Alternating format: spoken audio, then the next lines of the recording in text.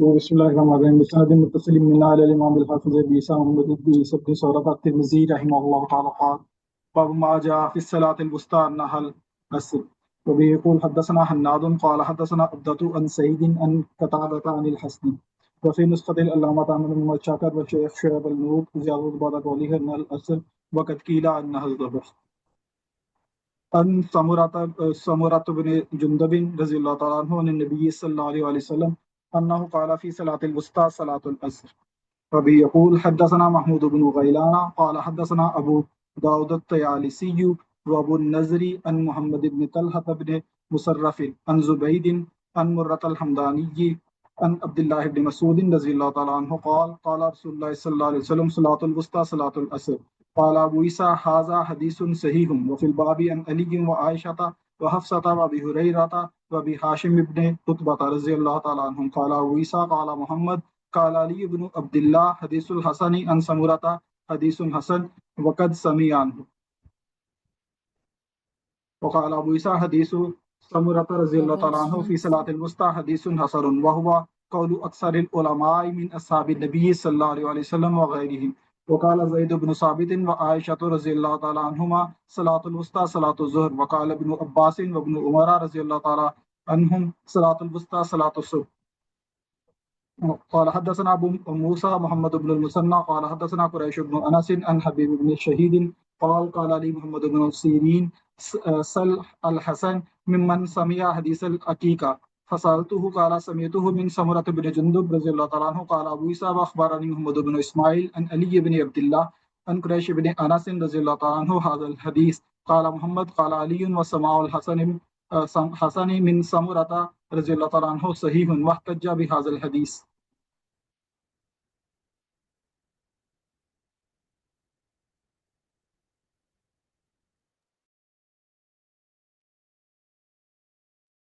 शाबाश जी। जी आगे। जी यही तक था। तो आगे है बाबो माजा फी सलातुल वुस्ता अन्नहल अस्र। ये बाब है इस बारे में कि सलातुल वुस्ता जो है इससे मुराद है असर की नमाज। मेरी आवाज आ रही है?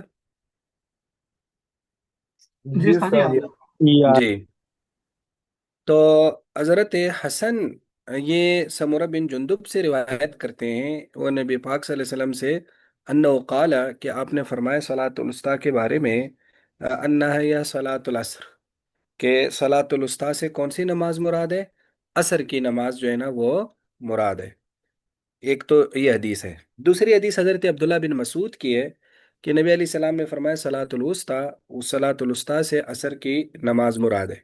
ये सलातुल वुस्ता दरअसल कुरान पाक में जहाँ अल्लाह ताला ने पांच नमाजों का जिक्र किया कि इसकी पाबंदी करो, तो आयत यूं है, आपने फरमाया हाफिजु अला सलावाति व सलातिल वुस्ता, के नमाजों की पाबंदी करो और सलातुल वुस्ता की यानी दरमियानी नमाज की गोया कि खास तौर पर पाबंदी करो। तो अब वो दरमियानी नमाज कौन सी है? तो उसमें मशहूर कौल असर का है। तो इमाम तिरमिजी कहते हैं कि यह हदीस सही है और इस बाब में हज़रत अली, हज़रत आयशा, हफ्सा, हज़रत अबू हुरैरा और अबू हाशिम बिन उतबा रज़ियल्लाहु अन्हुम से रिवायात है। अब इमाम तिरमिजी कहते हैं कि इमाम बुखारी फरमाते हैं कि अली इब्न अब्दुल्ला, यानी गालिबन ये अली इब्न अब्दुल्ला अल मदीनी मुराद है, कि वो फरमाते थे कि हसन की जो हदीस समूरा से है यह हदीस हसन है। यानी वक़्त समिया मिनो, यानी हसन बसरी ने हज़रत समूरा से हदीसें सुनी है, उनको सिमा उनसे हासिल है। तो लिहाजा जब सिमा हासिल है तो उनकी वो हदीस उनसे जो है ना वो हसन है, यानी ठीक है। उसके बाद वो फरमाते हैं कि इमाम तिरमिजी कहते हैं कि समूरा वाली हदीस सलातुल वुस्ता में ये हदीस हसन है और ये अक्सर उलमा का कौल है, नबी अलैहि सलाम के सहाबा और गैर का। हज़रत जैद बिन साबित और हज़रत आयशा फरमाती है कि सलातुल वुस्ता से जोर की नमाज मुराद है, और इब्ने अब्बास और हज़रत इब्ने उमर फरमाते हैं सलातुल वुस्ता से फजर की नमाज मुराद है। अब इमाम तिरमिजी उस चीज़ की शहादत पेश कर रहे हैं कि इमाम हसन बसरी को समूरा बिन जुंदुब से सिमा हासिल है। तो वो कहते हैं कि हबीब बिन शहीद कहते हैं मुझे क़ाल अली मोहम्मद बिन सीरीन, मुझे मोहम्मद बिन सीरीन ने कहा सलील हसन, हसन से पूछें मिम्मन समिया हदीस अल अकीका, उन्होंने अकीका वाली हदीस किन से सुनी है? तो कहते हैं मैंने उनसे पूछा तो उन्होंने कहा समय तो मिन समूरा बिन जुंदुब, मैंने समूरा बिन जुंदुब से वो हदीस सुनी है। इमाम तिरमिज़ी कहते हैं, वह अखबरनी, मुझे ये बताया मोहम्मद बिन इस्माइल ने अली बिन अब्दुल्ला से, कुरैश बिन अनस से इस हदीस। अब काल मोहम्मद, इमाम बुखारी कहते हैं काल अली, यानी अली बिन मदीनी कहते हैं, वसीमाउल हसन मिन समूरा सहीहुन, कि हज़रत हसन का समूरा से सिमा सही है। वहतज बिहाज़ल हदीस, और उन्होंने इस हदीस से इस्तिदलाल किया।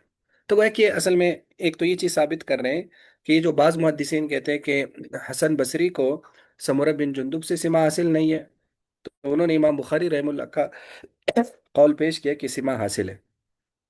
दूसरी बात यह कि सलातुल उस्ता से कौन सी नमाज मुराद है, तो काफ़ी सारे अक़वाल हैं, बहुत ज़्यादा अक़वाल है, यानी पांचों नमाजों के उसमें अक़वाल है।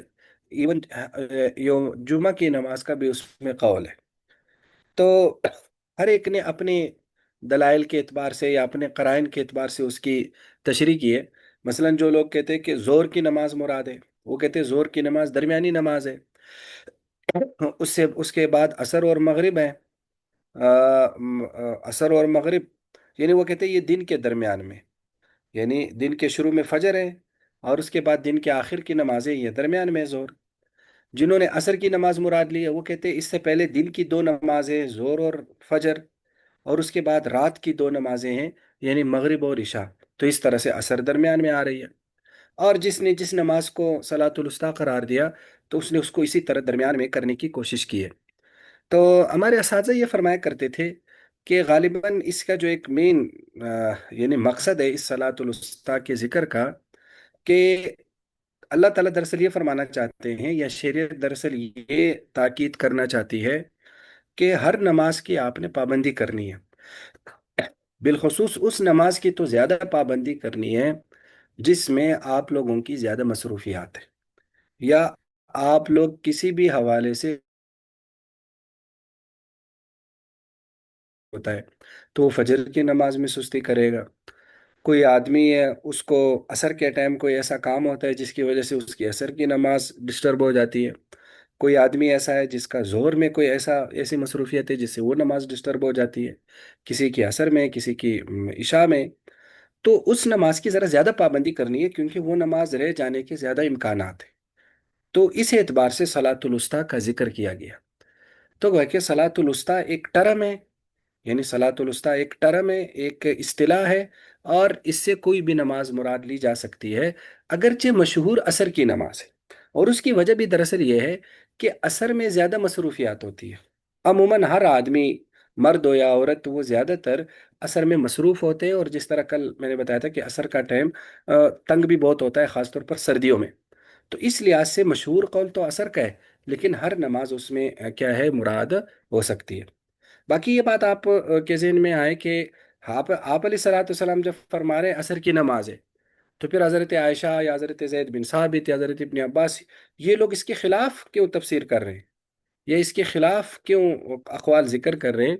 तो उसका जवाब यह है कि आप अलैहिस्सलाम ने जो उसकी सलातुल वुस्ता असर को बताया, ये उसका कुल मफहूम नहीं है या कुल मिस्दाक नहीं है। यानी ये साहबा ये समझते होंगे कि उसके मिस्दाक की ये एक शक्ल है, तो लिहाजा इसके मिस्दाकात बाकी भी हो सकते हैं, यानी इसके मुराद और भी हो सकते हैं। तो इसलिए वो इसको एक ऐसे यानी उसको हमारे उसमें बताते हैं कि इसके अफराद ज़्यादा है, ऐसे कुल्ली समझ रहे हैं कि इसके अफराद ज़्यादा हो सकते हैं। तो एक फ़र्द नबी अलैहि सलाम ने बताया, बाकी इन्होंने बताया, तो इसलिए उसमें हदीस की मुखालफत लाजिम नहीं आती। अब ये बात समझ में आ गई या नहीं आई? सही, इसमें बात तो समझ आ गई। इसमें एक वो बात मशहूर है कि हजरत आयशा का जो नुस्खा था कुरान पाक का, उसमें उन्होंने वो सलातुल वुस्ता के आगे सलातुल असर लिखा हुआ था, तो फिर इस हदीस में आ रहा है कि वो जोहर की नमाज को कह रही थी। हज़रत आयशा का या हज़रत इब्ने मसूद का? तो मेरा ख्याल है हजरत आयशा का जो नुस्खा है उसमें शायद उन्होंने लिखा हुआ था सलातुल असर, लेकिन ये मैं देख लूंगा दोबारा। अगर हम हज़रत आयशा का भी मुराद ले तो कोई बात नहीं, यानी वो फिर उन्होंने नबी अलैहि सलाम से वो सुनकर वो नकल किया होगा। क्योंकि ये जो नुस्खों में जो इस तरह के साथ अल्फाज लिखे होते हैं, जो तफसीर की इस्तिलाह में इसको क़िराअत शाज़ा कहते हैं, तो वो दरअसल उसके मुख्तलिफ तौजीहात है। तो एक मशहूर तौजीह है, ये दरअसल सहाबा कराम जो थे, ये तफसीरी अल्फाज लिखते थे, یا جو ان کے اپنے فہم سے تفسیری الفاظ ہوتے تھے، یا زیادہ تر وہ جو نبی علیہ صلاۃ والسلام سے سنتے تھے تو وہ تفسیری الفاظ لکھتے تھے؟ تو پھر یہ کہہ سکتے ہیں کہ حضرت عائشہ، پیچھے امام ترمذی نے وفی الباب عن عائشہ بولا ہے، تو اگر وفی الباب عن عائشہ بولا ہے تو پھر لگتا ہے کہ حضرت عائشہ نے وہ صلاۃ الوسطیٰ ان سے سنی ہوگی، اور اس کو قرآن میں بھی نقل کیا ہوگا، لیکن ان کا اپنا نقطۂ نظر اور ہوگا۔ میرے خیال میں وفی الباب میں انہوں نے عن عائشہ بولا ہے، کہ بولا ہے نا، آ رہا ہے، تو وفی الباب میں انہوں نے حضرت عائشہ کا بھی ذکر کیا ہے۔ تو گویا کہ اس کا مطلب ہے کہ حضرت عائشہ سے بھی صلاۃ الوسطیٰ کی احادیث اثر کے بارے میں خاص طور پر، تو لہٰذا پھر وہ بات ٹھیک ہے، لیکن ان کا اپنا گویا کہ نقطۂ نظر اس سے مختلف بھی ہو سکتا ہے۔ اب بات واضح ہو گئی یا نہیں؟ جی استاد جی۔ جی پڑھیں پھر آگے۔ بسم اللہ الرحمن الرحیم۔ باب ما جاء في كراهية الصلاة بعد العصر وبعد الفجر. أبي يقول حدثنا أحمد بن مني قال حدثنا هشيم قال أخبرنا منصور وهو بن زازان عن قتادة قال أخبرنا أبو العالية عن ابن عباس رضي الله تعالى عنهما قال سمعت غير واحد من أصحاب النبي صلى الله عليه وسلم منهم عمر بن الخطاب وكان من أحبهم إلي أن رسول الله صلى الله عليه وسلم نهى عن الصلاة بعد الفجر حتى تطلع الشمس وعن صلاة بعد العصر حتى تغرب الشمس. وفي الباب عن علي وابن مسعود وابي سعيد وعقبة بن عامر وابي هريرة وابن عمر وسمرة بن جندب وسلمة بن الأكوع وزيد بن ثابت وعبد الله بن عمرو ومعاذ بن أفراء والصنابهي ولم يسمع من النبي صلى الله عليه وسلم وعائشة وكعب بن مرة وابي محمد وعمرو بن عبسة ويعلى بن أمية ومعاوية رضي الله تعالى عنهم. قال أبو عيسى حديث ابن عباس عن عمر رضي الله تعالى عنهم حديث حسن صحيح وهو قول أكثر الفقهاء من أصحاب النبي صلى الله عليه وسلم ومن بعدهم أنهم كرهوا الصلاة بعد صلاة الصبح حتى تطلع الشمس وبعد العصر حتى تغرب الشمس. وأما الصلوات الفوائت فلا بأس أن تقضى بعد العصر وبعد الصبح. قال علي بن المديني قال يحيى بن سعيد قال شعبة لم يسمع قتادة من أبي العالية إلا ثلاثة أشياء. حديث عمر رضي الله تعالى عنه النبي صلى الله عليه وسلم نهى عن الصلاة بعد العصر حتى تغرب الشمس وبعد الصبح حتى تطلع الشمس. وحديث ابن عباس عن النبي صلى الله عليه وسلم قال لا ينبغي لأحد أن يقول أنا خير من يونس بن متى. حديث علي القضاة الثلاثة.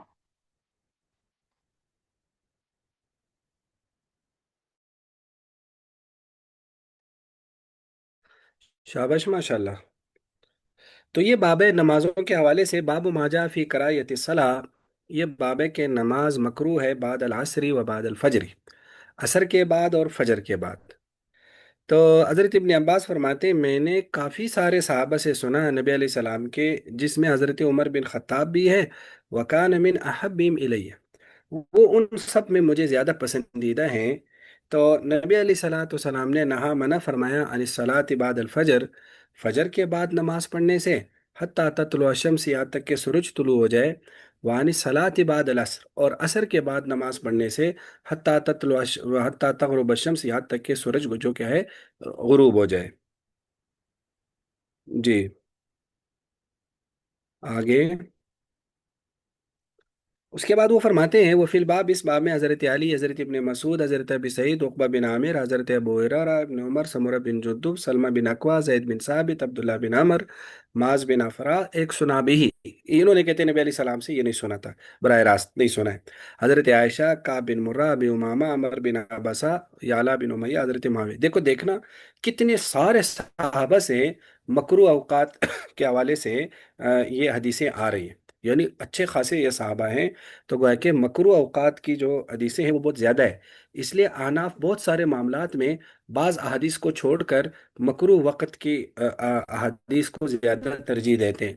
ابھی امام ترمذی کہتے ہیں کہ حضرت ابن عباس کی حدیث حضرت عمر سے حسن صحیح ہے، اور یہ اکثر فقہا کا قول ہے، نبی علیہ السلام کے صحابہ اور بعد والوں کا، انہم کرہ الصلاۃ، کہ وہ نماز کو مکروہ قرار دیتے ہیں بعد صلاۃ الصبح، فجر کی نماز کے بعد، یہاں تک کہ سورج طلوع ہو جائے، اور عصر کی نماز کے بعد یہاں تک کہ سورج غروب ہو جائے، अम्मा सलावातुल फ़वाइद, बहरहाल क़ज़ा नमाजें, फ़ला बअस अन तुक़ज़ा बादल असर, तो कोई हर्ज नहीं है कि असर के बाद उसकी क़ज़ा की जाए, व बाद सुबह या फजर के बाद उनकी क़ज़ा की जाए, उसमें कोई हर्ज नहीं है।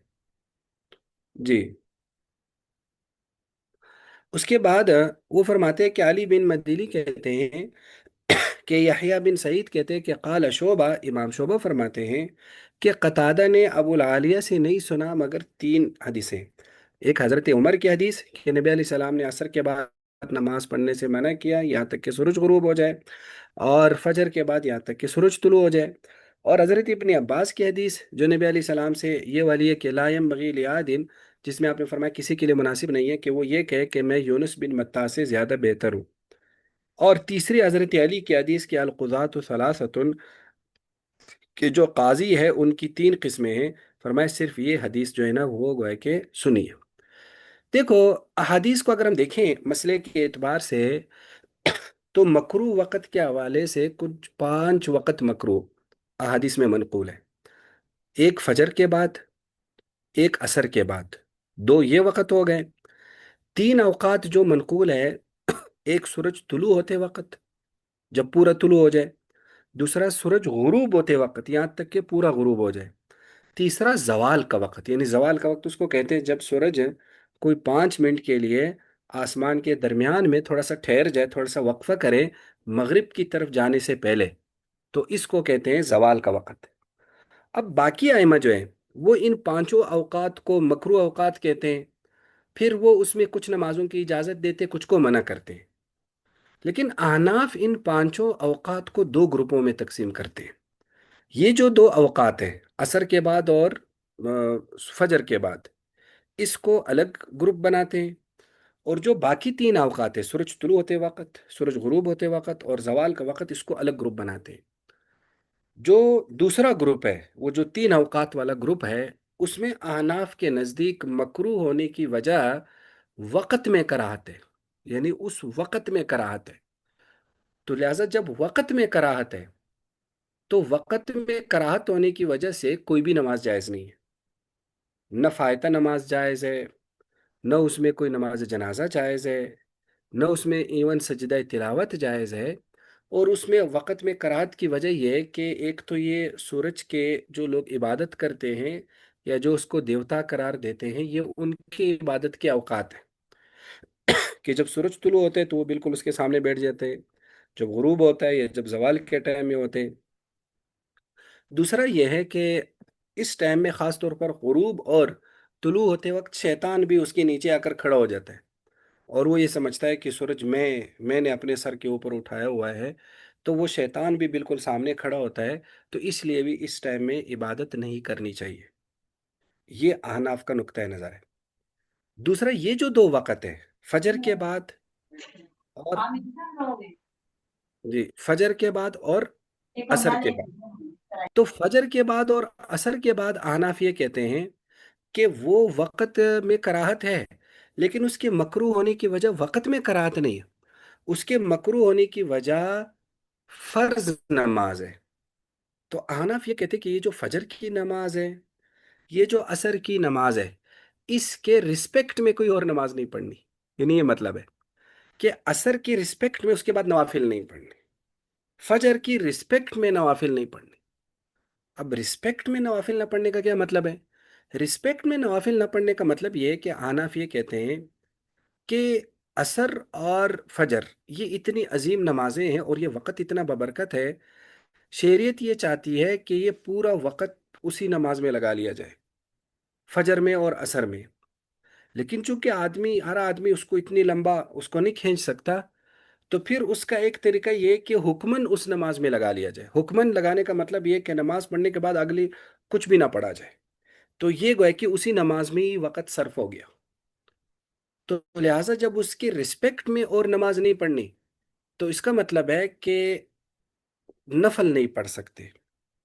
हाँ, उस बराबर कोई और नमाज हो वो पढ़ सकते हैं, जैसे कज़ा नमाजें वो पढ़ सकते हैं, क्योंकि कज़ा नमाज भी उसके बराबर की नमाज है। तो उससे जो कम नमाज है वो नहीं पढ़नी चाहिए, ताकि उस वक़्त में नवाफिल की बजाय सिर्फ फ़र्ज नुमाया रहे। तो इसलिए अहनाफ इसमें फ़र्क करते हैं। تو اس میں گویا کہ وجہ نماز کا احترام ہے ان دو اوقات میں، اور ان تین اوقات میں وقت میں کراہت ہے۔ اب احناف نے جو یہ فرق نکالا، ایک تو ان دو اور ان تین اوقات میں وقت میں ہی بڑا فرق ہے، یعنی وہ تین اوقات بالکل ایک الگ نوعیت کے اور یہ دو الگ نوعیت کے۔ دوسرا، احادیث میں بھی ان تینوں کو الگ ذکر کیا گیا ہے، اور ان دو کو الگ ذکر کیا گیا ہے، اس لیے بھی احناف جو ہے نا یہ فرق کرتے ہیں۔ اب اس کے بعد یہ جو دوسرا گروپ ہے، تو اس دوسرے گروپ میں امام شافی رحمہ اللہ یہ فرماتے ہیں کہ اس میں جو دوسرا گروپ ہے، یعنی فجر کے بعد اور عصر کے بعد، وہ کہتے ہیں کہ وہ نوافل پڑھ سکتے ہیں جس کا کوئی نہ کوئی سبب ہے، یعنی وہ نوافل ذات السبب پڑھ سکتے ہیں، جیسے تحیت المسجد ہو گیا، تحیت الوضو ہو گیا، اسی طرح طواف کے 2 رکعت ہو گئے وہ پڑھ سکتے ہیں۔ اسی طرح امام شافی فرماتے ہیں کہ مکہ میں بھی نوافل پڑھ سکتے ہیں، تو وہ اس میں کافی جو ہے نا وہ گویا کہ یعنی اس میں توسع اختیار کرتے ہیں۔ اور وہ یہ بھی کہتے ہیں کہ اگر کبھی کبھار آدمی محض 2 رکعت نفل پڑھے تو وہ بھی پڑھ سکتے ہیں، اور اس کی ایک وجہ اگلے باب میں حدیث ہے وہ آ رہی ہے۔ لیکن احناف کے نزدیک نوافل کسی قسم کے نہیں پڑھ سکتے، صرف فائتہ نمازیں پڑھ سکتے ہیں، باقی کوئی بھی نفل نہیں پڑھ سکتے۔ ہاں، ان ٹائم میں نماز جنازہ ہو سکتا ہے، اسی طرح اس ٹائم میں سجدہ تلاوت ہو سکتا ہے، اسی طرح اس ٹائم میں جو قضا نمازیں ہیں وہ پڑھ سکتے ہیں، نوافل نہیں پڑھ سکتے۔ یہ احناف اس کی یہ تشریح کرتے ہیں۔ یہ سمجھ میں آ گیا یا نہیں آیا؟ السلام علیکم سر۔ وعلیکم السلام جی۔ سر جب ہم مدینہ میں جاتے ہیں تو وہاں پہ اکثر نماز فجر کے بعد ریاض الجنہ میں لے جایا جاتا ہے، یا پھر مسجد نبوی میں جاتے ہیں، وہاں پہ نفل پڑھتے ہیں، تو وہاں پہ تو وہ فوری طور پہ بھی اندھیرا اندھیرا ہوتا ہے، تو اس کے بعد وہ نفل پڑھ رہے ہوتے ہیں۔ تو پھر وہ شاید تحیت المسجد کی نیت سے پڑھ رہے ہوں گے، چونکہ ان کے یہاں تحیت المسجد جائز ہے، شاید وہ پھر ہوگا۔ ویسے بھی وہ کہتے ہیں کہ وہاں پہ جب ہم مسجد نبوی میں جاتے ہیں، جو آپ صلی اللہ علیہ وسلم کے روزے کا حصہ ہے، تو وہاں پہ نفل جتنے مرضی پڑھیں، صرف 2 نفل ہے، نہیں، زیادہ نفل۔ نوافل تو ظاہر ہے فجر کے بعد تو نہ پڑھے نا، یعنی نفل تو سر وہاں ثواب کا باعث ہے، لیکن اچھے وقت میں نا، یعنی جس وقت میں شریعت الاؤ کرتی ہے، اگر کسی وقت میں شریعت ہمیں الاؤ ہی نہ کرے تو پھر ہم کیوں وہاں نماز پڑھیں؟ وہ ٹائم مخصوص ہوتا ہے نا، پھر وہ ٹائم ختم ہو جاتا سمجھ ہے۔ بہرحال پڑھنے نہیں چاہیے، ہم احناف کے نزدیک نہ پڑھیں نا، احناف کے نزدیک چونکہ مکرو ہے تو ظاہر ہے مکرو وقت میں انسان کیوں نوافل پڑھے؟ تو ہمارا مقصد تو شریعت پہ عمل کرنا ہے نا، تو اگر شریعت پہ عمل کرتے ہوئے ہم شریعت ہی کی مخالفت کریں تو اس لیے اس میں وہاں تو اور ذکر اذکار کرے، اور ایسے ٹائم میں پھر وہاں نکالیں۔ اور اس کا ایک یہ ہو سکتا ہے کہ پھر ظاہر ہے پھر سے جماعت رہ جائے گی کہ وہ فجر پڑھے ہی نہ، اور پھر وہاں پہلے نوافل پڑھے پھر فجر پڑھے یا عصر پڑھے، لیکن ظاہر ہے پھر جماعت رہ جائے گی۔ نہیں تو سر، اس لیے جماعت ہو چکی حنفیوں ہوتی کو اس سے بچنا چاہیے۔ ہے، جماعت ہو چکی ہوتی ہے، تو وہاں پہ نا ریاض جماعت ہو الجنہ میں جب جاتے ہیں تو وہ تھوڑا سا ٹائم ہوتا ہے، 8-10 منٹ وہ دیتے ہیں وہاں پہ، تو پھر جب وہاں پہ جاتے ہیں تو دل چاہتا ہے زیادہ نفل پڑھیں، صرف 2 تو نہیں پڑھتے نا۔ بہرحال بچنا تو چاہیے، ایک حنفی کو تو بچنا چاہیے نا، یا نہیں بچنا چاہیے؟ لیکن اس میں ایک یہ بات بھی ذہن میں رکھے کہ وہ جو تین اوقات ہے نا، اس میں چونکہ وقت کے اندر کراہت ہے تو وہ اس میں کراہت کافی لعینی ہے، لیکن ان دو وقتوں میں وقت میں چونکہ مسئلہ نہیں ہے، تو لہٰذا ایک قسم کی یہاں ممانعت لغیری ہے، یعنی اس کو یوں کہتے ہیں ممانعت لغیری کا مطلب ہوتا ہے ایک خارجی وجہ سے منع کیا گیا ہے، وقت کے اندر کوئی پرابلم نہیں ہے۔ تو اگر چیز کی کراہت اس سے کم ہے، کافی درجے کم ہے ان تین اوقات سے، تو اس لیے اس اعتبار سے پھر اس میں کچھ نہ کچھ گنجائش پھر بھی نکل آتی ہے، لیکن وہ تین اوقات میں بالکل نہ پڑھے، کیونکہ اس میں وہ کراہت لے آئی نہیں ہے، یعنی اس کے کراہت اس وقت کے اندر موجود ہے، تو وہ وقت سے الگ ہو ہی نہیں رہا۔ لیکن یہاں وقت میں کوئی مسئلہ نہیں ہے، صرف وہ نماز کے احترام میں نوافل سے منع کیا گیا ہے۔ بلکہ فجر کی نماز کا تو اتنا احترام ہے، آگے آئے گا کہ جب فجر کا وقت داخل ہو جائے تو 2 سنتوں کے علاوہ کوئی نوافل ہی نہ پڑھے۔ آپ علیہ صلاح والسلام فجر سے پہلے بھی نوافل نہیں پڑھتے تھے، یہی وجہ ہے کہ آپ نے دیکھا ہوگا کہ فجر سے پہلے نوافل پڑھنے کا رواج ہمارے ہاں بھی نہیں ہے، پتہ نہیں وہاں حرمین شریفین میں کیا ہے، لیکن فجر سے پہلے نوافل نبی علیہ السلام کا آگے آ جائے شاید کسی جگہ، کہ آپ جب فجر کا وقت داخل ہوتا تھا تو آپ صرف فجر کی 2 سنتیں پڑھتے تھے، ٹائم ہوتا تھا لیکن پھر بھی آپ کوئی اور نماز نہیں پڑھتے تھے۔ تو فجر میں تو اتنا زیادہ گویا کہ وہ رسپیکٹ دیا گیا ہے، لیکن عصر میں، عصر سے پہلے تو اجازت ہے، عصر کے بعد منع کیا گیا ہے۔ جی سر، وہاں پہ بھی وہ بتاتے ہیں کہ فجر سے پہلے آدھا گھنٹہ پہلے آپ نے جو نفل پڑھنے ہیں پڑھ لیں، اس کے بعد آپ نے نہیں پڑھنے۔ صحیح ہے جی، پڑھیں پھر آگے۔ بسم اللہ الرحمن الرحیم۔ کہ نماز عصر کی نماز کے بعد کا وقت ہے یا عصر کا ٹائم ہونے کے بعد کی بات ہے؟ اچھا بس، اچھا سوال ہے، یہ فجر کی نماز کے بعد شروع ہوتا ہے، تو لہٰذا جس نے اپنی فجر پڑھ لی یا جس نے اپنی عصر پڑھ لی اس کا مکرو وقت شروع ہو گیا، جس نے نہیں پڑھی اس کا مکرو وقت شروع نہیں ہوا۔ دیکھو، ہم آناف کی ایک دلیل یہ بھی ہے، فجر میں بھی، فجر میں زیادہ تر اتنا نہیں کیونکہ فجر میں فجر سے پہلے بھی نہیں پڑھنا چاہیے، عصر میں خاص طور پر تاخیر میں ہم ایک دلیل یہ بھی دیتے ہیں کہ جب عصر کوئی آدمی جلدی پڑھے گا تو اس پر نوافل کا دروازہ بند ہو جائے گا، تو اس میں ایک تاخیر کے استحباب کی ایک دلیل یہ بھی ہے کہ عصر کو لیٹ کر کے پڑھا جائے تاکہ وہ استحباب کا دروازہ بند نہ ہو۔ سمجھ میں آ گیا یا نہیں آیا؟ یاد ہے جی۔ جی، پڑھیں آگے پھر۔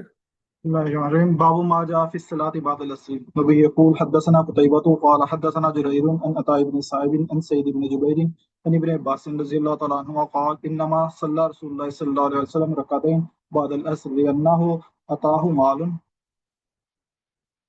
فشغله عن ركعتين بعد الظهر فصلاهما بعد العصر ثم لم يعد لهما. وفي الباب عن عائشة وأم سلمة وميمونة وأبي موسى رضي الله تعالى عنه قال أبو عيسى حديث ابن عباس رضي الله تعالى عنهما حديث حسن وقد روى غير واحد عن النبي صلى الله عليه وسلم أنه صلى بعد العصر ركعتين وهذا خلاف ما روي عنه أنه نهى عن الصلاة بعد العصر حتى تغرب الشمس وحديث ابن عباس رضي الله تعالى عنهما صح حيث قال لم يعد لهما. وقد روي عن زيد بن ثابت رضي الله تعالى عنه نحو حديث ابن عباس رضي الله تعالى عنهما. وقد روي عن عائشة رضي الله تعالى عنها في هذا الباب روايات روي عنها أن النبي صلى الله عليه وسلم ما دخل عليها بعد العصر إلا صلى ركعتين. وروي عنها عن أم سلمة رضي الله تعالى عنها أن النبي صلى الله عليه وسلم أنه نهى عن الصلاة بعد العصر حتى تغرب الشمس وبعد الصبح حتى تطلع الشمس والذي اجتمع عليه أكثر أهل العلم فلا كراهية الصلاة بعد العصر حتى تغرب الشمس وبعد الصبح حتى تطلع الشمس إلا ما استثني من ذلك مثل الصلاة بمكة بعد العصر حتى تغرب الشمس وبعد الصبح حتى تطلع الشمس بعد الطواف. فقد روي عن النبي صلى الله عليه وسلم رخصة في ذلك وقد قال به قوم من أهل العلم من أصحاب النبي صلى الله عليه وسلم ومن بعدهم وبه يقول الشافعي وأحمد وإسحاق. وقد كره قوم من أهل العلم من أصحاب النبي صلى الله عليه وسلم ومن بعدهم الصلاة بمكة أيضا بعد العصر وبعد الصبح. وبه يقول سفيان الثوري ومالك بن أنس وبعض أهل الكوفة.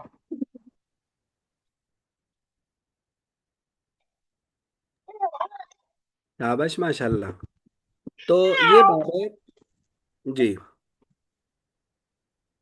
باب ما جاء فی الصلاۃ بعد العصر، عصر کے بعد نماز پڑھنے کا باب۔ حضرت ابن عباس فرماتے ہیں کہ انما صلی رسول اللہ علیہ وسلم رکعتین، نبی علیہ الصلوۃ والسلام نے 2 رکعتیں پڑھی ہیں بعد العصر، عصر کے بعد۔ اس کی وجہ یہ تھی لأنہ اتاہ مال، کہ آپ کے پاس کچھ مال آیا تھا تقسیم کرنے کے لیے، تو فشغلوا عن الرکعتین، تو اس مال کی تقسیم نے آپ کو مصروف رکھا ان 2 رکعتوں سے جو زور کے بعد پڑھی جاتی ہے۔ وہ جو 2 رکعتیں زور کے بعد پڑھی جاتی ہے تو آپ مال کی تقسیم میں اتنا مشغول ہو گئے کہ وہ 2 رکعتیں آپ سے رہ گئیں، عصر کا وقت آ گیا۔ فصلاہما بعد العصر، تو پھر آپ نے عصر کے بعد اسے پڑھ لی تھی۔ ثم لم یعد لہما، پھر ان 2 کو آپ نے دوبارہ عصر کے بعد نہیں پڑھا۔ وفی الباب، اور اس باب میں حضرت عائشہ، ام سلمہ، حضرت میمونہ، حضرت ابی موسیٰ رضی اللہ عنہم سے روایات ہیں۔ اب امام ترمذی کہتے ہیں کہ حضرت ابن عباس کی حدیث حسن ہے، لیکن بہت سارے لوگ نبی علیہ السلام سے روایت کرتے ہیں کہ آپ نے عصر کے بعد 2 رکعتیں پڑھی ہیں، یعنی یہ روایت کافی لوگ روایت کر رہے ہیں۔ اب یہ حدیث خلاف ہے اس کے معروی عنہ جو آپ سے مروی ہے کہ انہو نہا، کہ آپ علیہ الصلوۃ والسلام نے منع کیا عصر کے بعد نماز پڑھنے سے، یعنی اب یہ حدیث اس کے کیا ہے، خلاف ہے، کہ بعد العصر کہ آپ نے عصر کے بعد منع کیا ہے تک کہ سورج غروب ہو جائے۔ اور حضرت ابن عباس کی حدیث زیادہ صحیح ہے کہ انہوں نے کہا لم یعود لہما، آپ نے دوبارہ نہیں پڑھی، ایک بار پڑھی تھی اس ضرورت کی وجہ سے۔ وقد رویہ، اور زید بن ثابت سے بھی حضرت ابن عباس جیسی حدیث مروی ہے۔ اب یہ تو ہو گیا کہ حضرت ابن عباس کی حدیث، لیکن حضرت عائشہ سے الگ حدیث ہے۔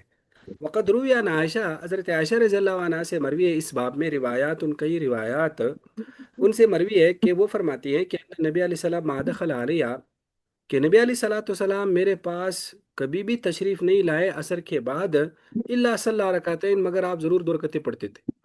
یعنی وہ اس کو عادت کے طور پر بیان کر رہی ہے کہ جب بھی نبی علیہ الصلوۃ والسلام میرے ہاں عصر کے بعد تشریف لاتے تو 2 رکعتیں پڑھتے تھے۔ اور ام سلمہ سے، وہ نبی علیہ السلام سے روایت کر رہی ہیں کہ نبی علیہ السلام نے منع کیا عصر کے بعد نماز سے یہاں تک کہ سورج غروب ہو جائے، یعنی حضرت ام سلمہ کی حدیث ہے، اور صبح کے بعد یہاں تک کہ سورج طلوع ہو جائے۔ اب امام ترمذی کہتے ہیں والذی اجتمع علیہ اکثر اہل العلم، وہ بات جس پر اکثر اہل علم مجتمع ہیں کہ نماز مکروہ ہے عصر کے بعد یہاں تک کہ سورج غروب ہو جائے، وبعد الصبح، اور صبح کے بعد یہاں تک کہ سورج طلوع ہو جائے، الا مستثنی من ذالک، مگر اس سے کچھ چیزوں کا استثناء ہے۔ وہ کیا ہے؟ الصلاۃ بمکہ، کہ مکہ میں نماز پڑھ سکتے ہیں عصر کے بعد یہاں تک کہ سورج غروب ہو جائے، اور صبح کے بعد بھی یہاں تک کہ سورج طلوع ہو جائے طواف کے بعد، کیونکہ نبی علیہ الصلوۃ والسلام سے اس بارے میں رخصت ہے۔ وقد قال بھی قوم، اور یہ، جی آواز آ رہی ہے؟ جی آ رہی سر۔ جی، وقد قال بھی قوم، اور یہ اہل علم کے قوم نے یہی بات کہی ہے نبی علیہ السلام کے صحابہ اور بعد والوں کا، یہی شافعی احمد اسحاق کا قول ہے۔ اور اہل علم کے قوم نے مکروہ سمجھا ہے نبی علیہ السلام کے صحابہ اور بعد والوں کا کہ صلاۃ مکہ میں بھی مکروہ ہے عصر کے بعد اور صبح کے بعد۔ یہی سفیان ثوری، مالک بن انس اور بعض اہل کوفہ کا کیا ہے؟ قول ہے۔ دیکھو یہ جو عصر کے بعد نبی علیہ الصلوۃ والسلام نے 2 نوافل پڑھے، یہ ایک معمہ ہے۔ معمہ دراصل یوں ہے کہ ایک طرف تو نبی علیہ الصلوۃ والسلام عصر اور مغرب کے بعد منع کرتے ہیں نماز سے، دوسری طرف صحابہ آپ کا عمل نقل کر رہے ہیں کہ آپ نے عصر کے بعد 2 رکعتیں پڑھی ہیں۔ اب یہ آپ نے جو 2 رکعتیں پڑھی ہے اس کی اصل کیا ہے؟ تو یہ چلتے چلتے حضرت عائشہ کے پاس معاملہ چلا گیا، حضرت عائشہ نے حضرت ام سلمہ سے پوچھا، تو حضرت ام سلمہ سے وہ تفصیلی روایت ہے جو حضرت ابن عباس کی روایت ہے کہ وہ آپ علیہ صلاۃ والسلام کی ایک دن میرے ہاں تشریف لائے، فرماتے ہیں آپ نے نماز پڑھنی شروع کر دی، ظاہر ہے عصر کے بعد آپ عصر مسجد میں پڑھ کے گھر تشریف لاتے تھے۔ تو کہتے ہیں میرے پاس کچھ خواتین بیٹھی ہوئی تھی، تو میں نے ایک باندی کو بھیجا کہ جا کر نبی علیہ السلام سے سلام کرو، اگر آپ نے اشارہ کیا تو پھر انتظار کریں، جب آپ فارغ ہو جائے تو پھر پوچھے کہ آپ آج کیوں عصر کے بعد نماز پڑھ رہے ہیں، آپ تو منع کرتے تھے۔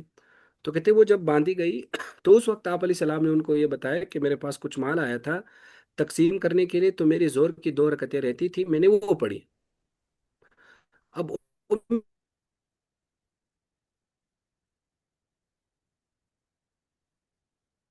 میں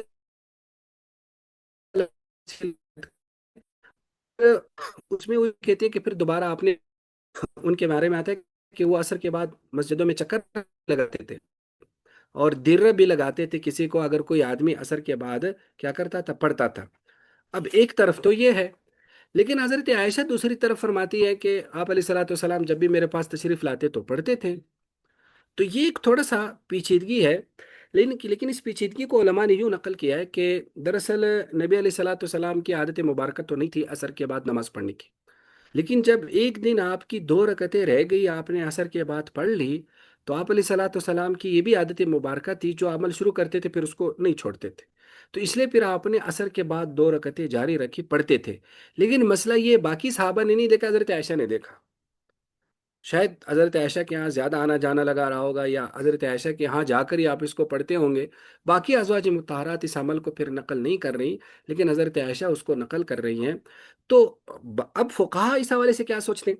تو فقہا یہ کہتے ہیں کہ یہ نبی علیہ السلام کی خصوصیت تھی، کچھ چیزیں نبی علیہ السلام کی خصوصیت تھی، اس لیے نبی علیہ السلام کے خواص یا خاصیات میں سے ہیں، امت یہ نہیں کرے گی۔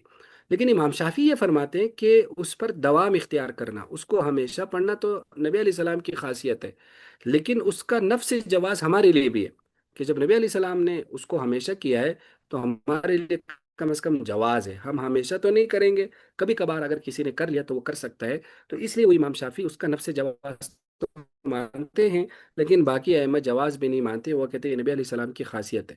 جیسے صوم وصال نبی علیہ السلام کی خاصیت تھی۔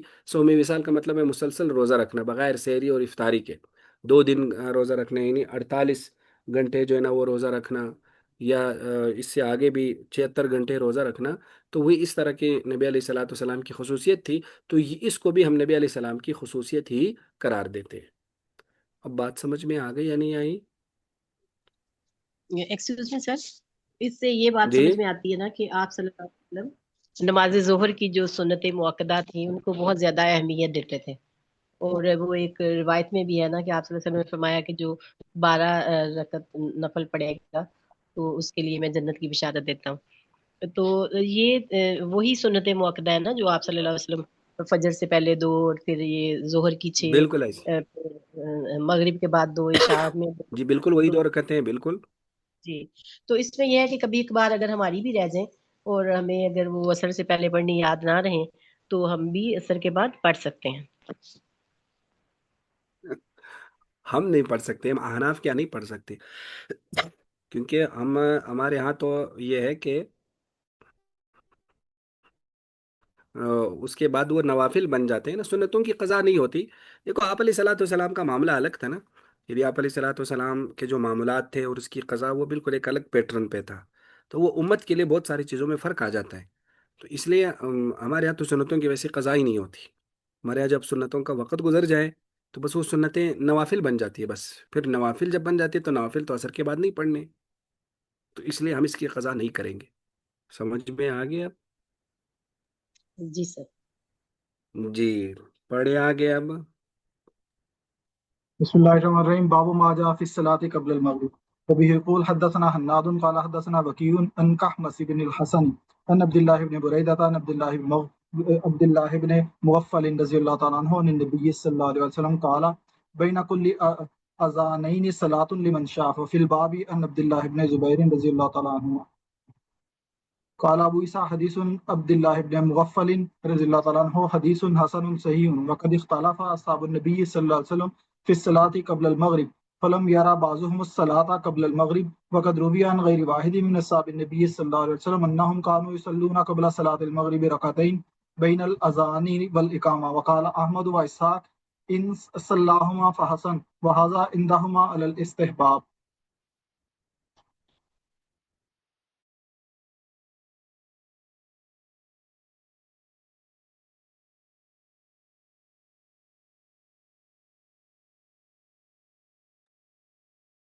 شابش جی، یہ باب ہے، باب ماجا فی صلاۃ قبل المغرب، یہ باب ہے کہ مغرب سے پہلے نماز پڑھنا۔ عبداللہ بن مغفل کہتے ہیں آواز آ رہی ہے؟ جی، عبداللہ بن مغفل کہتے ہیں کہ نبی علیہ الصلوۃ والسلام نے فرمایا،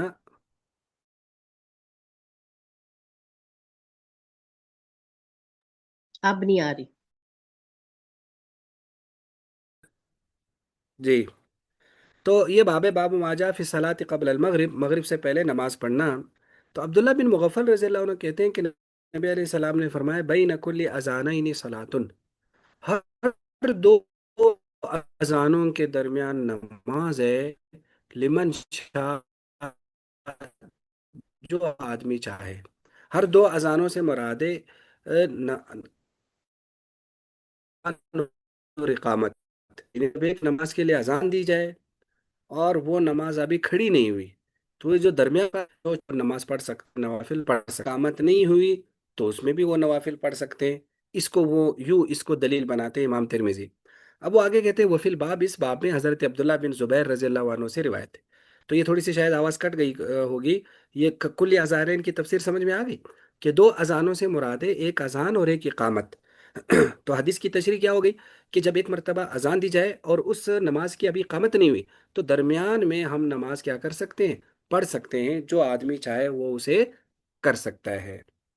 جی، آگے۔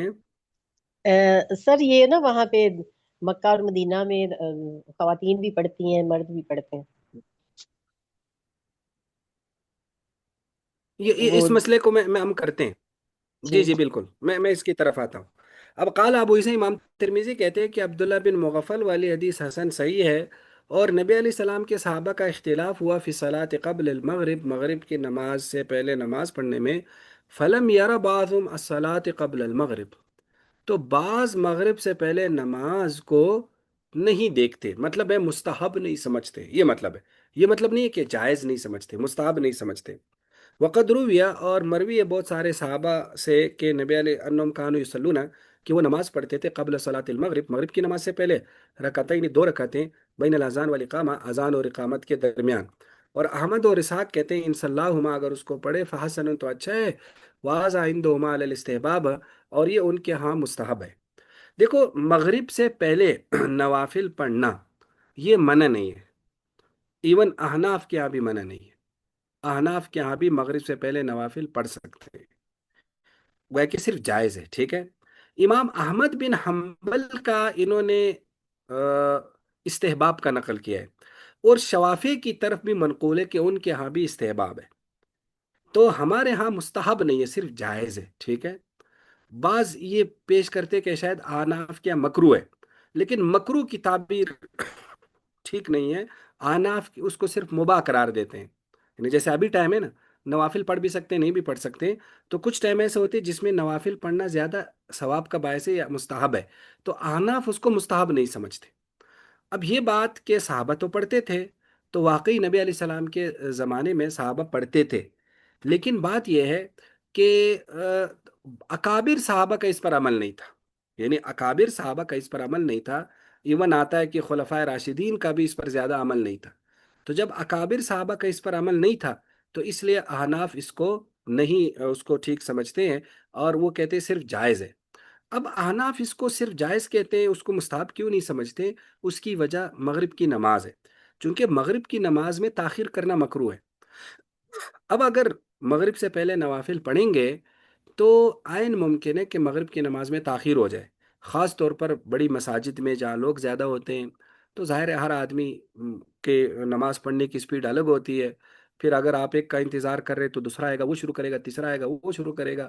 تو سب کو اکٹھا کرنا نماز پر، اس سے اچھے خاصی کم از کم 10-15 منٹ کے آرام سے وہ ہو سکتی ہے تاخیر. تو یہ بلا ضرورت نوافل کے لیے فرض کو مؤخر کرنا، وہ فرض جس کو جلدی پڑھنا مستحب ہے، تو لہٰذا اس لیے ہمارے ہاں اس تعارض کی وجہ سے اس کا استحباب بھی نہیں. تو باقی یہ بات کہ اس میں جو آپ علیہ السلام فرمایا کہ ہر دو اذانوں کے درمیان نماز ہے، تو اس میں بھی تو لفظ آ گئے لمن شاء، نا، جو چاہے. اب سوال یہ کہ اس حدیث کا اصل کیا بتانا چاہتے ہیں اس حدیث میں؟ اس حدیث میں دراصل اس کی ایک عمومی سی تشریح ہے کہ آپ علیہ السلام یہ بتانا چاہتے ہیں کہ دیکھو جو اذان ہوتی ہے نا، اذان دراصل سب لوگوں کو دعوت دینی ہوتی ہے کہ فرض نماز کے لیے آ جاؤ. جو جو وقتی نماز ہے، جیسے زور کی اذان ہے، تو یہ زور کی فرض کے لیے لوگوں کو بلا رہا ہے. اب کسی آدمی کے ذہن میں آ سکتا ہے کہ مؤذن تو مجھے بلا رہا ہے زور کی نماز کے لیے، اور میں نوافل میں لگا ہوا ہوں، میں اور نماز میں لگا ہوا ہوں. تو آپ علیہ السلام نے فرما دیا کہ دیکھو جب تک اس کی اقامت نہیں ہوئی تو آپ اس درمیان میں اور نماز پڑھ سکتے ہیں، اس میں وہ اس اذان کے داعی کے خلاف نہیں ہے. تو لہٰذا وہ اس پس منظر کے ساتھ ہے. تو اس پس منظر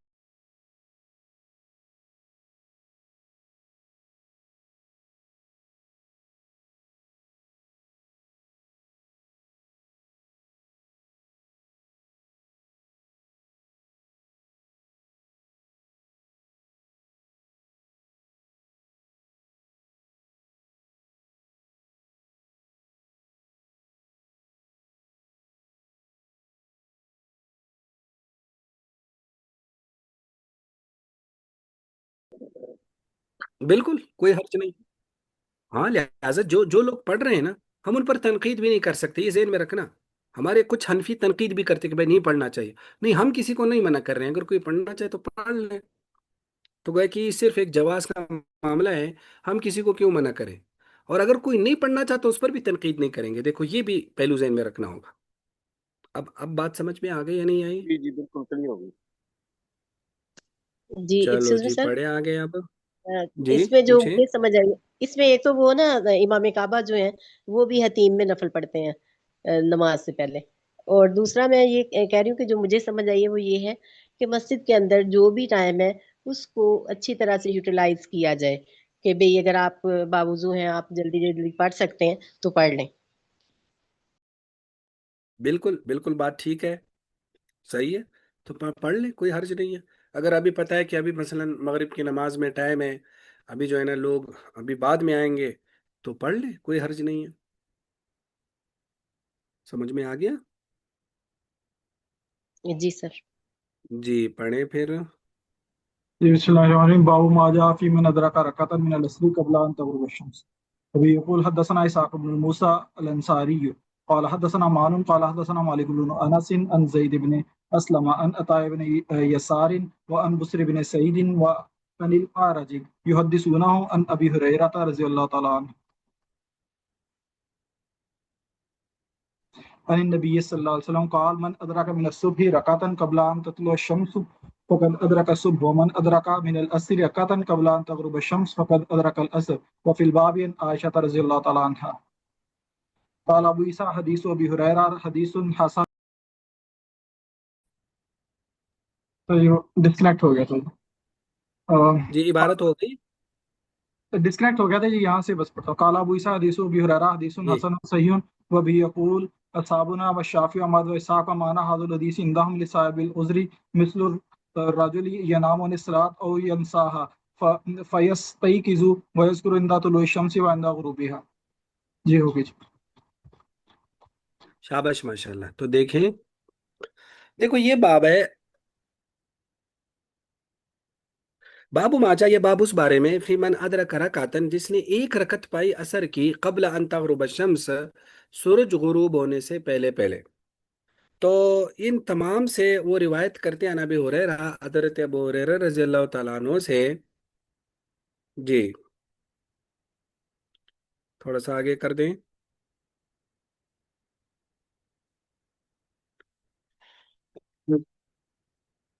کہ نبی علیہ السلام نے فرمایا من ادرک من الصبح رکعتن، کہ جس نے فجر کی ایک رکعت پائی قبل ان تطلع الشمس، سورج طلوع ہونے سے پہلے پہلے، فقد ادرک الصبح، تو اس نے فجر کو پا لیا۔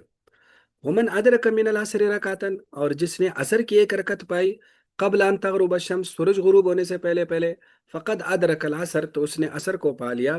وہ فی الباب عن عائشہ، اور اس باب میں حضرت عائشہ رضی اللہ تعالیٰ عنہ سے بھی حدیث ہے۔ جی آگے۔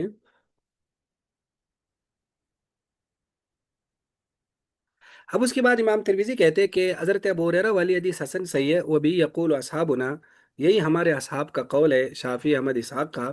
اور اس حدیث کا معنی ان کے ہاں یہ صاحب عذر کے لیے، جیسے ایک آدمی ینام عن الصلاۃ، نماز سے سو جائے، او ینساہا، یا وہ بھول جائے، فیستیقظ، پھر وہ اٹھ جاتا ہے نیند سے، ویذکر، اسے یاد آ جاتا ہے، عند طلوع الشمس، سورج طلوع ہوتے وقت، وعند غروب، یا سورج غروب ہوتے وقت، تو پھر وہ اس طرح سے کرے۔ دیکھو یہ جو ہے باب، یہ کافی مشکل سا باب ہے۔ پہلے آپ مسئلہ سمجھے۔ دیکھو احناف کیا مسئلہ یہ ہے کہ اگر ایک آدمی فجر میں نماز پڑھ رہا ہے، اس نے ایک رکعت پائی، ابھی دوسری رکعت نہیں پڑی تھی کہ سورج طلوع ہو گیا، تو سورج طلوع ہوتی اس کی نماز ٹوٹ گئی، اس کی نماز ٹوٹ گئی، اس کو نماز دوبارہ پڑھنی پڑے گی، ٹھیک ہے، فجر میں۔ لیکن مغرب میں، عصر میں، اگر کوئی آدمی آدھی نماز اس نے پڑھی ہے، سورج اوپر تھا، آدھی نماز پڑھی ہے، اور آدھی نماز پڑھتے ہوئے سورج غروب ہونا شروع ہو گیا، تو احناف کیا وہ نماز کو جاری رکھے، وہ اس کی نماز نہیں ٹوٹی۔ اور اس کی وجہ ہم پہلے بھی بیان کر چکے ہیں کہ فجر کا وقت ختم ہوتا ہے سورج کے طلوع سے، تو سورج کا کنارہ ظاہر ہوتی فجر کا وقت ختم ہو گیا، تو جب وقت ہی ختم ہو گیا تو نماز تو قضا ہو گئی، خواہ ایک رکعت پڑھی ہو، کیونکہ ساری نماز وقت کے اندر پڑھنا ضروری ہے۔ تو جب نماز کا آدھا وقت سے باہر چلا گیا تو وہ نماز ختم ہو گئی۔ لیکن مغرب میں یہ ہے کہ سورج کے غروب ہوتے وقت بھی، عصر میں سورج کے غروب ہوتے وقت بھی وقت باقی رہتا ہے، تو اس لیے اس میں پڑھ سکتا ہے۔ یہ تو ہو گیا مسئلہ، یہ احناف کا مذہب ہے۔ لیکن ائمہ ثلاثہ کہتے ہیں کہ ہاں اگر فجر میں سورج طلوع ہونا شروع ہو گیا، اب وہ پورا طلوع نہیں ہوا، تو اپنی فجر مکمل کرے۔ جس طرح عصر میں ہم یہ کہتے ہیں کہ آدھی نماز اس نے پڑھی ہے، سورج غروب ہونا شروع ہو گیا، تو جب تک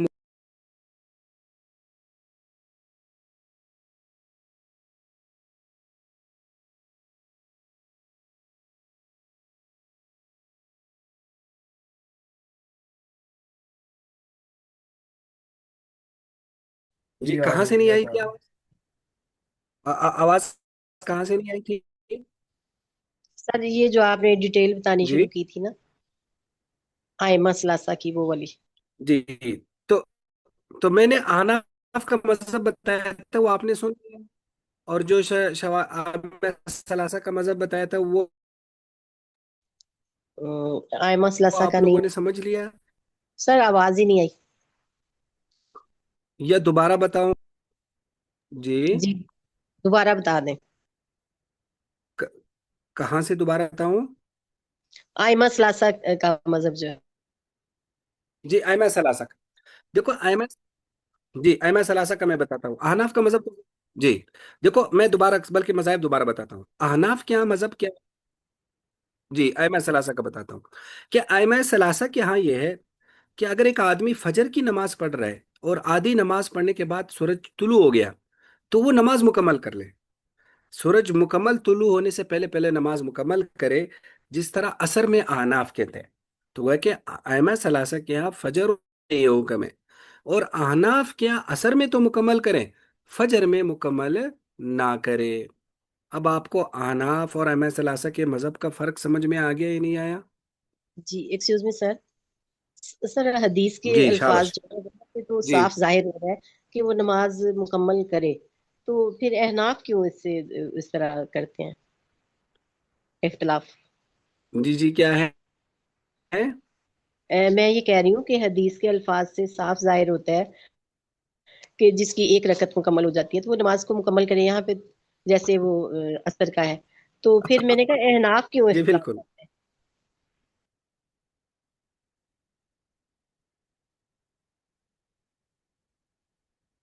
बिल्कुल इसकी वजह मैं बता रहा हूँ। थोड़ी सी आवाज कट रही है, ये थोड़ा सा पेचीदा है। क्या इसकी तशरीह हम अगले हफ्ते पे रख लें?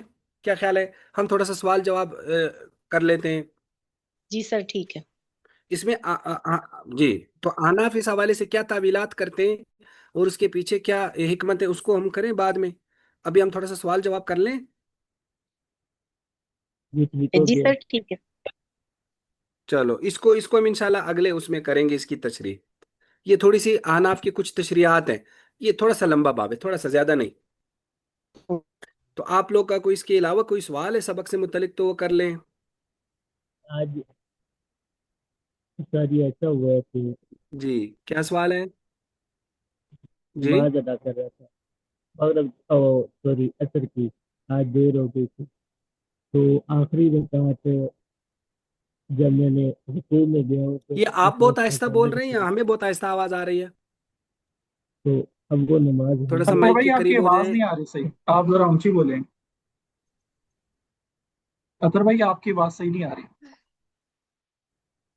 ये इनकी आवाज सबको आहिस्ता आ रही है, सिर्फ मुझे?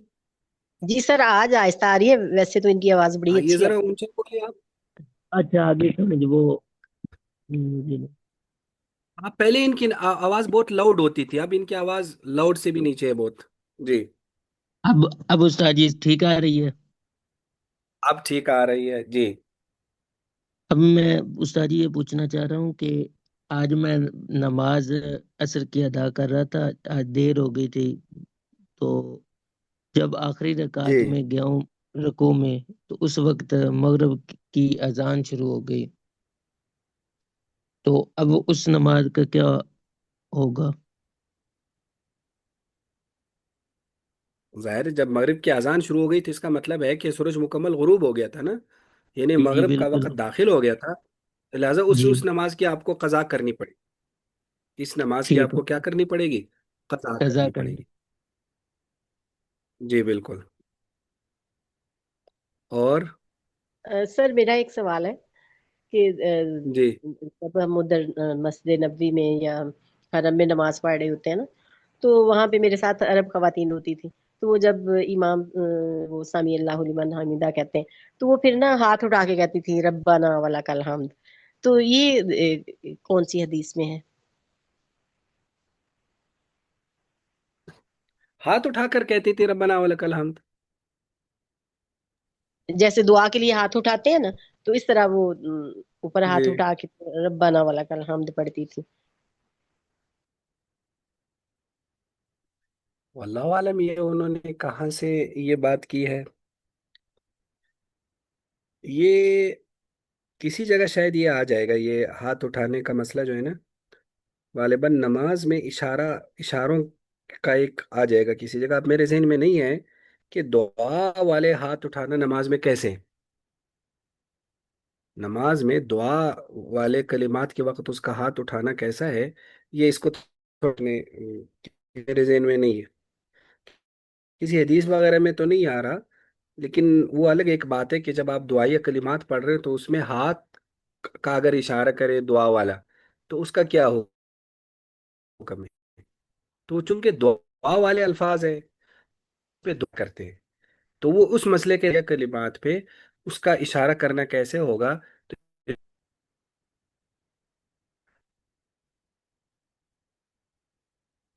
جی، اور مجھے جہاں تک تھوڑا بہت اگر یاد ہو بھی ہوگا تو نوافل میں شاید ایسا ٹھیک ہوگا، فرائض میں ہمارے یہاں بڑی سختی ہے، یعنی ہم احناف کیا فرائض میں ان معاملات میں بڑی سختی ہے، فرائض کو لمبا نہیں کر سکتے، اس میں بہت زیادہ ذکر اذکار نہیں کر سکتے، اس میں بہت مناجات نہیں کر سکتے، اس میں بہت اشارے نہیں کر سکتے، تو فرائض ہمارے ہاں بہت ہی ایک قانونی شکل میں پڑھنے ہیں، لیکن نوافل میں کافی قسم کی توسع ہے، تو پتہ نہیں وہ لوگ نوافل میں ایسا کر رہے تھے یا فرائض میں؟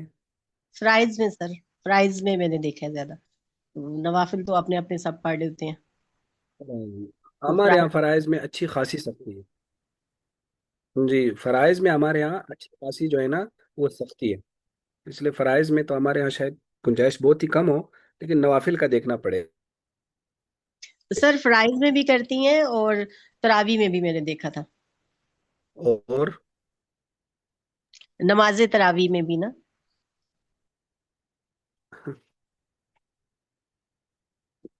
بس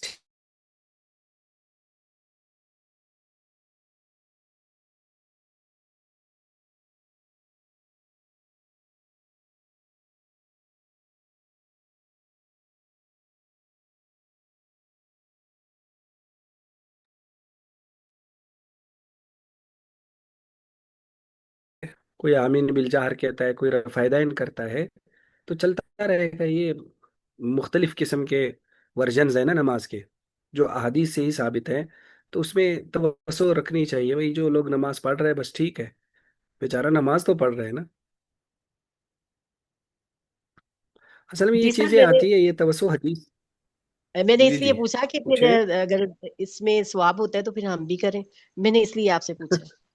نہیں نہیں، ثواب دیکھو، ثواب الگ چیز ہے، اگر آپ اس کو بالکل ایک فقی نقطۂ نظر سے دیکھ رہے ہیں یا سنت کے نقطۂ نظر سے دیکھ رہے ہیں، پھر تو ایسا نہیں ہے کہ جو بھی جو کر رہا ہے وہ ہم کریں، نہیں، وہ تو پھر فقہا کی طرف رجوع کرنا ہوگا نا، پھر بالخصوص اگر ایک آدمی مقلد ہے تو اس کا امام جو کہتا ہے پھر اس کی طرف اس کو دیکھنا ہوگا، وہ ایسا نہیں ہے، اس میں اس طرح کبھی نہیں ہے کہ جو مرضی کریں یا جیسے جس کو مرضی دیکھیں، ثواب تو اسی لیے تو یہ اختلافات ہے نا، یہ اختلافات بھی دراصل اس افضل تک پہنچنے کے لیے کہ وہ معیاری طریقہ یا آئیڈیل طریقہ کون سا ہے نماز کا، تو ظاہر ہے ہم نے تو آئیڈیل کو فالو کرنا ہے نا، تو آئیڈیل وہی ہے جو جس کو جو امام اپنا راجے کہہ رہا ہے یا اس پر وہ دلائل دے رہے ہے وہ دراصل آئیڈیل ہے، تو ہمارے یہاں آئیڈیل تو پھر یہ نہیں ہوا نا، تو ہمیں اس آئیڈیل کو تلاش کرنا ہوگا، لیکن اس آئیڈیل کو تلاش کرنے کا یہ مطلب نہیں ہے کہ باقی لوگوں کو برا بھلا کہیں یا باقی لوگوں کو اس عمل سے تھوڑا سا دل میں تنگی محسوس کریں، ایسا نہیں ہے، جس طرح کی ایک فرقہ وارانہ ایک چیز کرائی جاتی ہے تو ایسا نہیں ہے، جیسے آج سے کوئی میرے خیال میں اب بہت کم ہو گیا بلکہ ختم ہی ہو گیا ہے تھوڑا بہت اب بھی، لیکن آج سے مثلا 15 سال پہلے یا 20 سال پہلے اس چیز کی بڑی فضا تھی نا پاکستان میں، خاص طور پر غیر مقلدیت اور احناف کا ایک بہت ہی کلیش ہوتا تھا اور مناظرے ہوتے تھے اور چیزیں ہوتی تھی، کتابیں لکھی جاتی تھی، اب اس میں توسع اب آ گئی ہے۔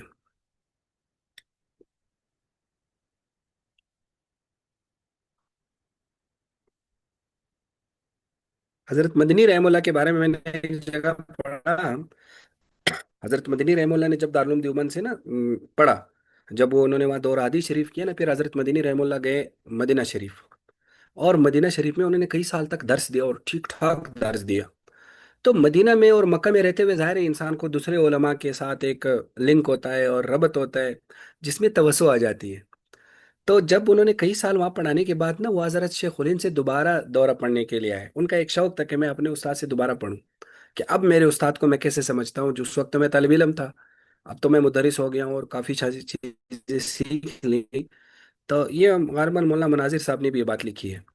تو اب اس کے بعد کہتے کیا ہو گیا کہ جس سال وہ حضرت مدنی آئے، اب پتہ نہیں پورا سال آئے یا چند مہینوں کے لیے آئے، لیکن بہرحال ایک اچھا خاصا وقت انہوں نے گزارا.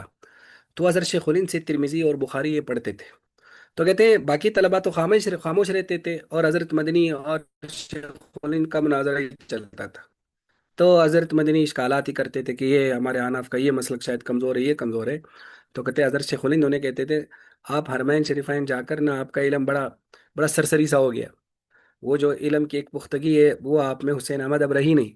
تو اس طرح کا گویا کہ وہ چلتا تھا. تو اصل میں ہوتا یہی، جب انسان کا بہت زیادہ حدیث میں ڈیپ میں جاتا ہے یا دوسرے مسالک والوں سے اس کا گھلنا ملنا ہوتا ہے، تو توسع آ ہی جاتی ہے. توسع ہونی بھی چاہیے، لیکن توسع کا یہ مطلب نہیں ہے کہ بس سب پر عمل کرو، جو مرضی کرو. نہیں، ایک آئیڈیل ہونا چاہیے اس کا، تو وہ اپنے سامنے رکھنا چاہیے.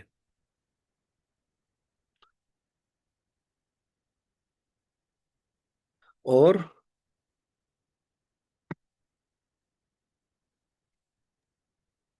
استاد جی، یہ آپ کی بات کا یہ مطلب ہے کہ یعنی کہ اپنی بات پہ ڈٹے رہو اور کسی دوسرے کو چھیڑو نہ.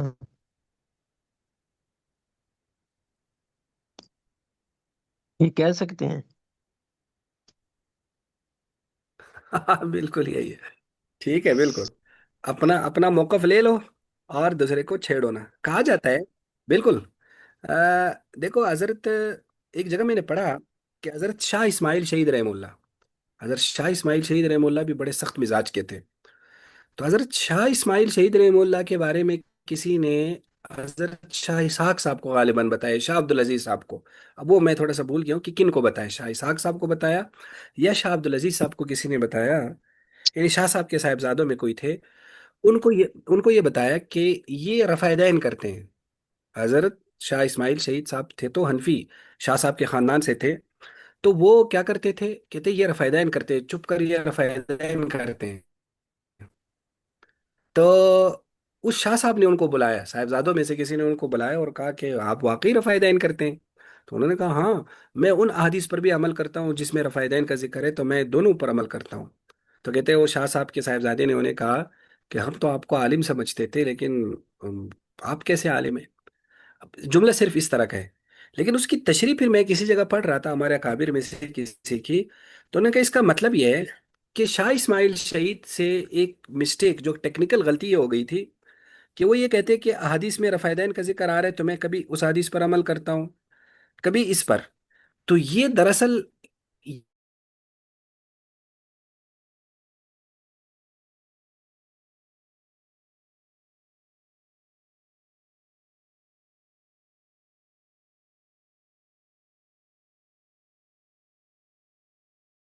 آواز اس نہیں طرح سے آواز نہیں آئی، کہاں سے نہیں آئی؟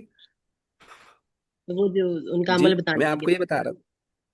ہاں تو ان کا عمل ٹیکنیکل غلطی ہے. وہ ٹیکنیکل غلطی کیا ہے کہ کبھی رفع دین کرنا، کبھی رفع دین نہ کرنا. نبی علیہ السلام نے اس طرح سے نہیں کیا. بات سمجھ میں آ گئی؟ یعنی نبی علیہ السلام کا عمل تو یوں منقول ہے کہ رفع دین کرتے تھے، یوں منقول ہے کہ رفع دین نہیں کرتے تھے. تو یا تو آپ عدم رفع پہ چلو یا رفع پہ چلو. اگر آپ دونوں پہ چل رہے تو آپ دراصل نبی علیہ السلام کے خلاف کر رہے ہیں، جو احادیث ظاہر ظاہر بتا رہی ہے. تو انہوں نے کہا ہم آپ کو عالم سمجھ رہے تھے، آپ تو اب تو جاہل ہیں. اس طرح کے الفاظ انہوں نے بولے، اس سے ملتے جلتے الفاظ. تو دیکھو یہ بڑی ٹیکنیکل بات ہے کہ بسا اوقات انسان یہ سمجھتا ہے کہ میں حدیث پر سب پر عمل کر رہا ہوں، تو وہ دراصل اس احادیث کے اس مدعا سے نکل جاتا ہے. اب بات سمجھ میں آ گئی یا نہیں آئے گی؟ جو شاہ اسماعیل شہید کے اس عمل میں کیا ٹیکنیکل غلطی ہے وہ سمجھ میں آ گئی اب؟ جی جی استاد جی، بہت اچھی طرح سے سمجھ آ گئی. استاد جی، اس سر حساب سے تو ایک آج کل ہاں، ایک محترم جی گفتگو کرتے ہیں کہ میں آج ظہر فلاں طریقے کے مطابق ادا کرتا ہوں، عصر فلاں طریقے کے مطابق ادا کرتا ہوں، ہاتھ باندھ کے، ہاتھ کھول کے، رفع یدین کر کے، چھوڑ کے. یہ تو بالکل پھر وہ جاہل تو ثابت ہو گئے اس مطابق.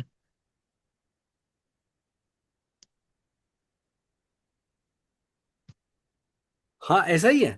تو وہ شاہ صاحب کے صاحبزادے نے جو بات کہی وہ بڑی ٹیکنیکل بات ہے. تو لہٰذا تمام احادیث کو پڑھنے کا یہ مطلب نہیں کہ کبھی اس پر عمل کرو، کبھی اس پر، کبھی اس پر. تو یہ دراصل شریعت کی اس منشا کے خلاف ہے، کیونکہ آپ علیہ السلام اس طرح سے نہیں کرتے تھے. تو جو لوگ آپ علیہ السلام کا عمل نقل کرتے وہ کہتے یا تو یہ کرتے تھے یا یہ دونوں کرتے تھے. اس کا کسی ذکر نہیں ہے یعنی اعمال میں. تو لہٰذا جو آدمی سب پر عمل کرتا ہے وہ دراصل اس کی وجہ سے وہ ایک ایسا عمل کر رہا ہے جو کسی امام کا بھی مذہب نہیں ہے اور احادیث میں بھی ایسا نہیں آ رہا. تو وہ دراصل ایک الگ ہی مذہب اس نے بنایا ہوا ہے جو ائمہ کے بھی خلاف ہے، احادیث کے بھی خلاف ہے. تو اس لیے کھڑے ایک طرف ہونا ہے. یا تو آپ رفع دین کی طرف چلے جائیں کہ بھائی میرے نزدیک رفع دین کی حدیث صحیح ہے، پھر کرتے رہیں رفع. یا آپ عدم رفع کی طرف آ جائیں پھر عدم رفع کرتے رہیں. یہ دونوں کا کبھی کرنا کبھی نہ کرنا ایسا نہیں. اب بات سمجھ میں آ گئی؟ جی جی استاد سر. جی.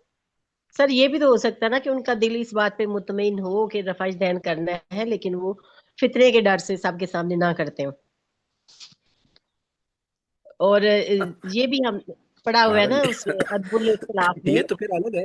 ہاں بالکل بالکل. ایک جگہ پہ وہ کچھ یہ علماء جو تھے انہوں نے اکٹھے ہونا تھا. اب مجھے وہ بہت اچھے طریقے سے بتانا نہیں آ رہا. تو وہ نماز جب ہوئی تو جو رفع دین کرتے تھے انہوں نے نہیں کیا، جو نہیں کرتے تھے انہوں نے کیا، جو آمین اونچی آواز میں کہتے تھے انہوں نے نہیں کی، اور جو نہیں کہتے تھے انہوں نے کی، ایک دوسرے کے احترام میں. تو یہ کہ بھی فتنے میں نہ پڑے لوگ.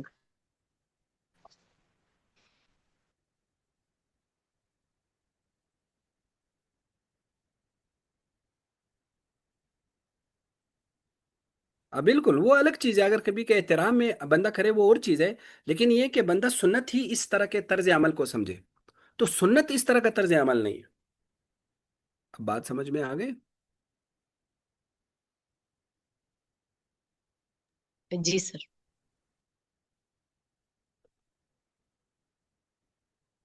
چ- چلو جی. اور کوئی سوال ہے یا اتنا کافی ہے آج؟ استاد جی ایک چھوٹا سا سوال تھا کہ کل ہم گفتگو کر رہے تھے کرے صاحب کریں. ترتیب آدمی کے بارے میں. صاحب صاحب ترتیب.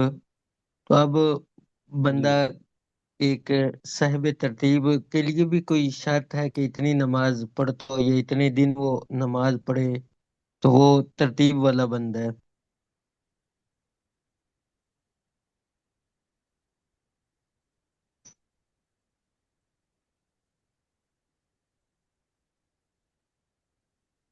پتہ نہیں ان کی آواز سب کیا گم ہو گئی یا میرے یہاں صرف؟ میں نے استاد جی یہ پوچھا کہ صاحب ترتیب جی کتنی نمازوں کے بعد یا کتنے دنوں کے بعد ایک بندہ بنے گا؟ کوئی اس کے لیے شرط ہے؟ نہیں، دیکھو جس کی 6 سے کم کم نمازیں ہیں، یا 5 سے کم کم جس کی نمازیں وہ صاحب ترتیب ہے، نماز قضا ہوئی ہے. ٹھیک ہے جی. سمجھ میں آ گئی؟ ہاں، جس کی اس سے زیادہ ہو گئی وہ صاحب ترتیب نہیں رہا. اب بات سمجھ میں آ گئی؟ ٹھیک ہے جی. جی جی آ گئی ہے. چلو جی. اور ہے کسی کا کوئی سوال؟ کر سکتا ہے. کیا مطلب استاد جی کہ 5 یا 6 نمازیں قضا میں کتنی کتنی مدت کے دوران؟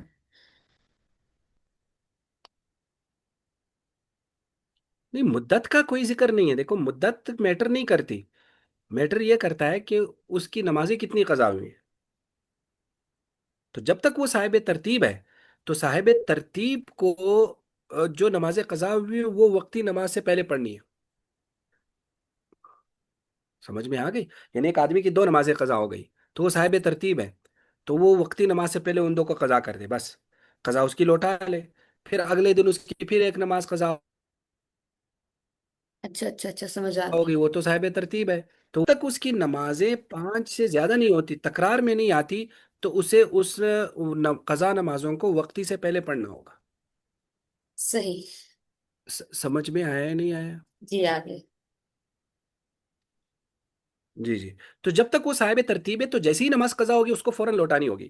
لیکن اگر وہ صاحب ترتیب سے نکل گیا تو پھر بہتر تو یہی کہ وہ لوٹا لے، لیکن بہرحال وہ چونکہ صاحب ترتیب سے نکل گیا تو پھر وہ وقتی نماز بھی پڑھتا رہے، کوئی بات نہیں.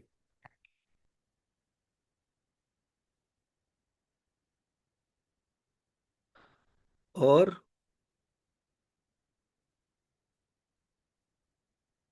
کوئی نہیں سوال اور؟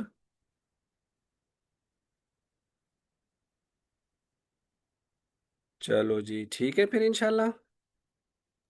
جی استاد جزاک اللہ. ٹھیک ہے. السلام علیکم ورحمۃ اللہ.